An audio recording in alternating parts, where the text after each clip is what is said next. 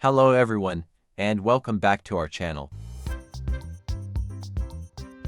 We're talking about images on web pages, and what happens if those images don't load for some reason.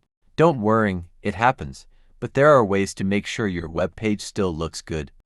Imagine you're on a website and it's trying to show you a picture, but for some reason, that picture can't load. Maybe the internet connection is slow, or maybe the picture itself isn't available anymore. That's where a fallback image comes in. It's like a backup picture that shows up instead of a broken image. There are two ways to use fallback image: HTML fallback image and JavaScript fallback image. We will discuss both methods one by one. This method is a bit older, but it still works well.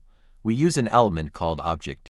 This can be used for different types of media, and in our case, we'll use it to point to two images. The first image, the one you really want to show, goes in the data attribute of the object tag. Then, inside the object tag, you put another image tag with the source of your fallback image.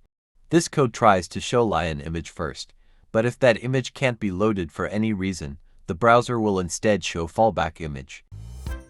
The other way uses JavaScript, which is a more modern approach. Here, we use an onerror Here, we use the image tag normally, but we add an onerror attribute. This tells the browser what to do if there is an error loading the image. Inside the onerror attribute, we write a little bit of JavaScript that changes the source of the image to the fallback image. In this example, the code tries to show the lion image again. But if there is an error, the onerror event tells the image to change its source to fallback image. In the next example, we try to handle an image error using the addEventListener. Just stay with me till the end. Let us try to learn this with another great example.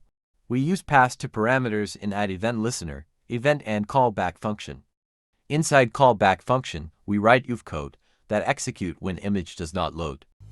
So, why use fallback images? Well, because fallback images are a handy tool for web designers and developers.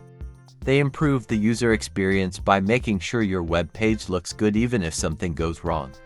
So next time you are building a website, remember to consider fallback images.